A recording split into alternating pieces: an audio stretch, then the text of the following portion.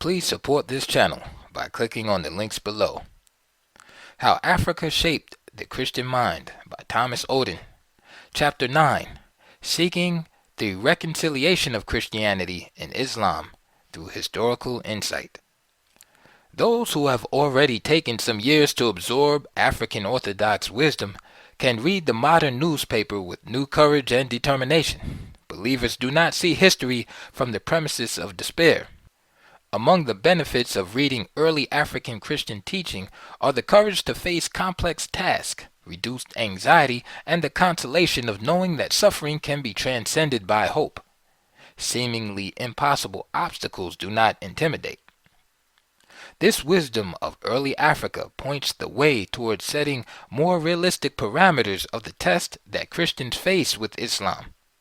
Africa today has had a lot of experience that many world Christians have not yet had and can benefit by. These spiritual resources have enabled Christians for centuries to stand up gently and peaceably to the challenge of Islam.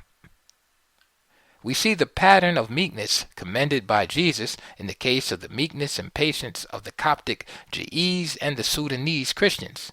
Their witness is no negligible episode in Christian history. It is comparable to the great courage of Chinese Christians during the Maoist period, when the underground church had exponential growth. The Islamic challenge cannot be faced down simply by emotions or by diluted sentiments that lack an understanding of the actual history of Christian-Muslim relationships. Here, African Christians have had 1,300 years of experience. The history of Providence was studied avidly by the African historians we have already mentioned, especially Augustine, who faced the collapse of the Roman era, and Victor Ovida, who faced the Vandals. Much scholarly work awaits the discovery and recognition of cognates and correlates of pre-Islamic African Christian exegesis with the earliest forms of classic Islamic exegesis. These traditions of interpreting sacred text are profoundly analogous, even if different. Islamic study of sacred text does not often directly echo patristic Christian interpreters, but it follows patterns of interpretation of Holy Writ well established in early African Christianity. North Africa did not simply receive Islam without reference to the previous work of providence and history. Islam was already deeply affected by the Christian world, Byzantine culture, rabbinic exegesis, Greek philosophy, Roman law, Semitic languages, and Syriac metaphors before it spread west across North Africa and the Maghreb. The neglected point is that early African Christianity had already penetrated and affected many layers of these Roman, Syriac, Byzantine traditions many generations before the Arab conquest. That has not been adequately analyzed. A new generation of courageous scholars will be needed to make these investigations into analogies between Christian and Islamic views of history, laws, and exegesis. The risk scholars take. Conscience requires that the next point be stated clearly. The study of early African Christianity could become a risky business for historical scholars in the light of volatile temperaments when incited. Sad to say, there may be some scholars, both Muslim and Christian, who may face death as martyrs for what they say and write about Judeo-Christian and Islamic roots. These arguments will be regarded not only as heretical from some Islamic points of view, but as worthy of death. These writers need civil protection and guarantees of freedom of conscience. These studies will need to be protected not only by a host of angels, but also by law, insofar as possible, and in some cases by the wise and proportional exercise of power in protection of a just and law-abiding society. It is better to face than to avoid this. It would be foolhardy to assume that the conveyors of the historical truth of early African Christianity can speak of some aspects of Islam without risk. They deserve legal and physical protections. They are not going to be adequately defended by pacifists with conciliatory words or by non-violent utopians who will remain silent when the barricades are up. They must also be protected by law, by police security, and if necessary, by proportional means of guaranteeing freedom of religion. It would be folly to imagine that telling the truth will cost nothing. The story of the minority Berber Christians in inland Algeria is a story of heroic struggle in the midst of a relentless government intimidation. Much the same can be said of Copts and Ethiopian Christians under 13 centuries of Arab hegemony. But it is not likely that Islam will leave forever unattended the Byzantine layers of its past history. Islam grew up in a Byzantine world. Of what Islam learned from Byzantium, much was good, but unfortunately not a little was unworthy of the Christian tradition. The Christians of southern Africa have much to learn about tenacity from the Christians of northern Africa who have centuries of experience of Dhimmi status. This includes the Sudanese, the inhabitants of the Niger Valley, and many in northern Nigeria. This appears to be an enormous ongoing clash of civilizations. It is not merely a struggle for Africa, but a struggle in which global Christianity and global Islam are implicated. Europe and America might seem untouched, but both have a great stake in the outcome. Conjointly studying the history of Islam and Christianity. The detailed defense of these hypotheses remained an extended task for a whole generation of African scholars who must now learn the languages relevant to this historic challenge.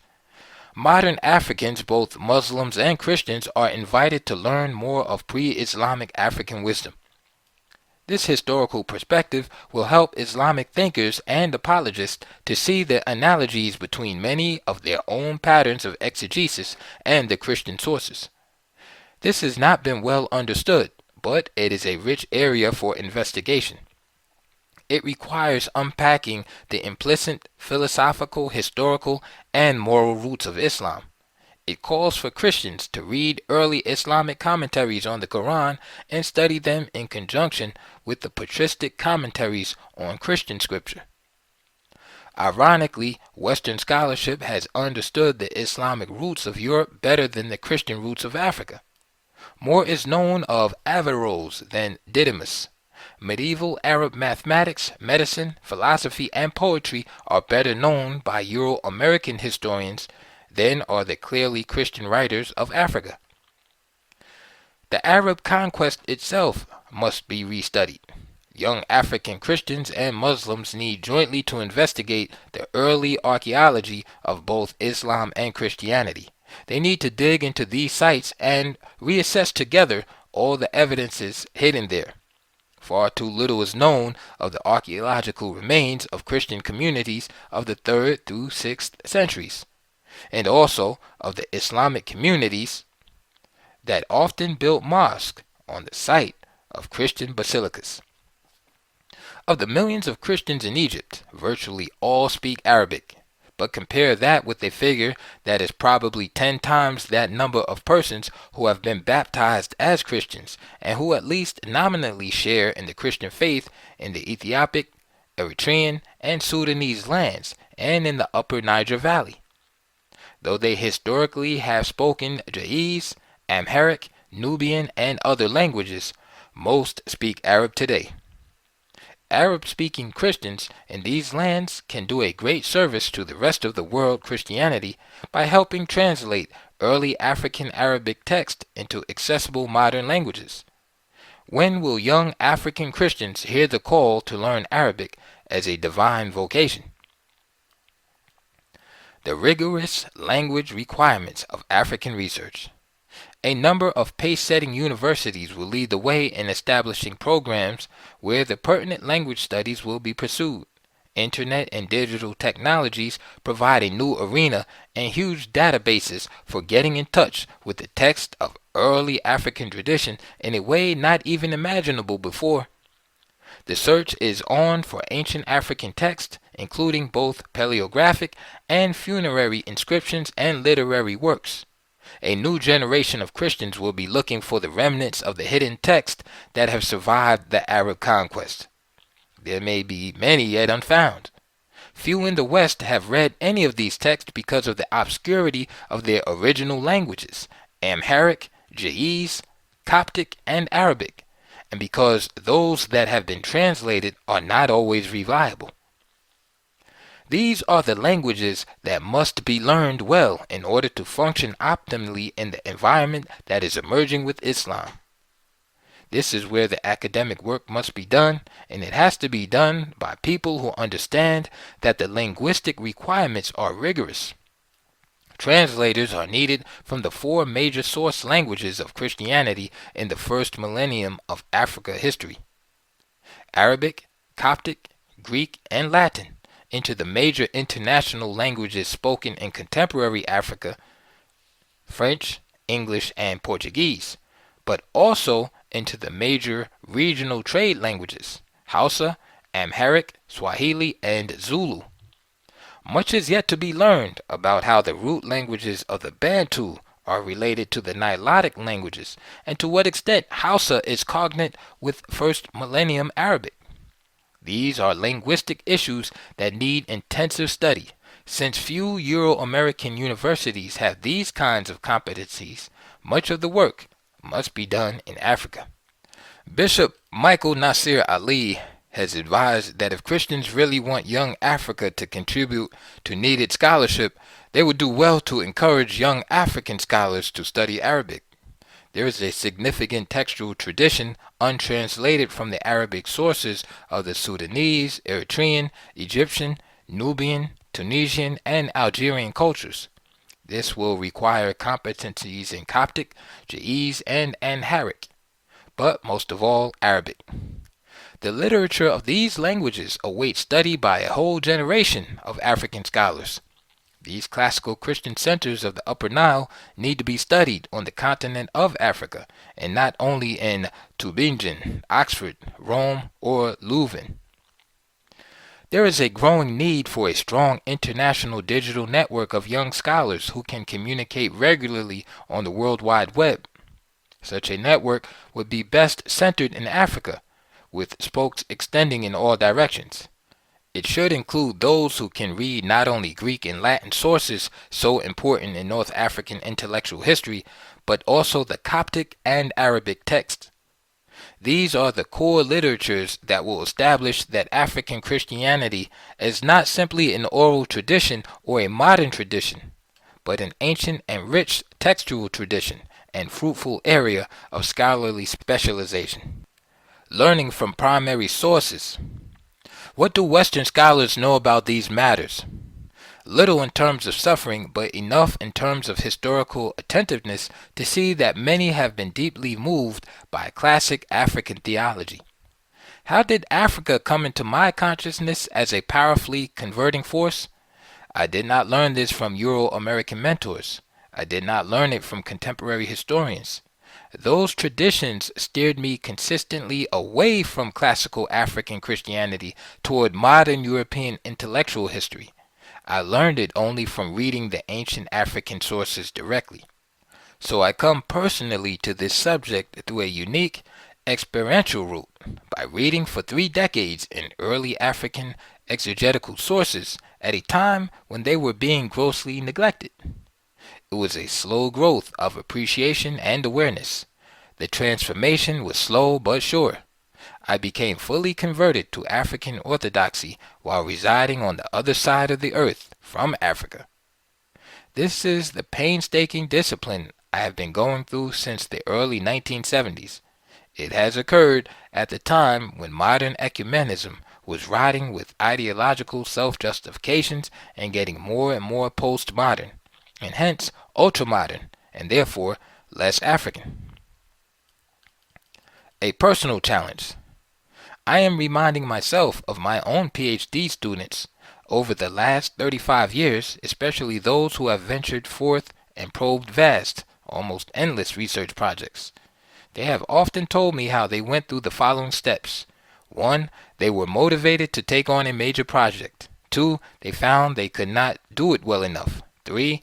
Later they realized that they could do some aspect of it. And 4. Then they felt that they must do it. 5. And then they discovered that the task is so immense that it will take the rest of their life. This is how I feel now. What is left of my life may be shortened by congestive heart disease. When I first became intrigued with this subject during the early years of researching the text of the ancient Christian commentary on Scripture, I thought it would be possible for me to write a simple, short historical summary of early African Christianity. But the preparation for that small book buried me in so many drafts, so many thousands of cards and notes, so much new reading that I gasped for air. I was forced to admit that I could only deal with some small segment of its very complex history. During the entire year of 2005, I narrowed my focus strictly to early Libyan Christianity, which I thought might be a manageable piece of the picture. But even that piece of history and archaeology was so complex that a lengthy volume would be needed even to do modest justice to Cyrenaica and Tripolitania alone. So in these pages, I've had to trim my scope even further to deal only with stating the key thesis, inviting others to offer their own skills in solving its problems. What has been a challenge for me, I now put as a challenge for the reader. Even those who live thousands of miles away can pray for the plight of Africa, for HIV/AIDS sufferers, for the child soldiers of war-torn areas, for displaced families, for the hungry. They can thank God for the tenacity and witness of faithful African Christians. What is more, anyone who can read, if motivated, can read some of the documents of early African Christianity, the biographies of African Christians, the thoughts of its wisest theologians. Many are on the web. Ponder the Saints of Africa, the epic history of African Christianity, the archaeological sites remaining. It is not even beyond imagination that some who read this will want to actually go to Africa to see its art and architecture and fabrics and frescoes.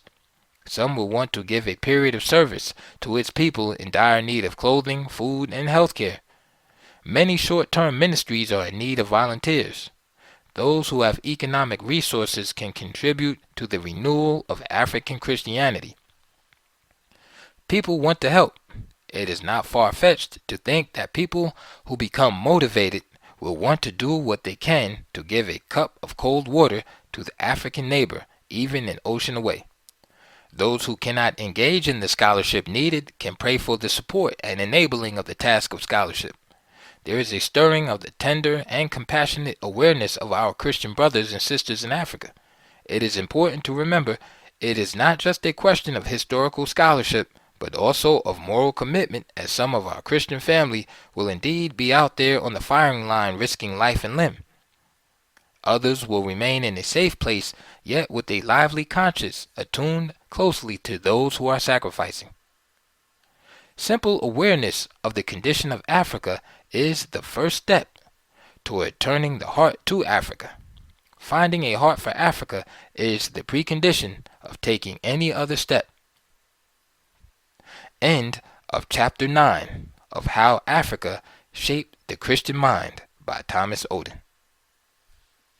Please support this channel by clicking on the links below. Read by Exam Info for the Exam Info YouTube channel.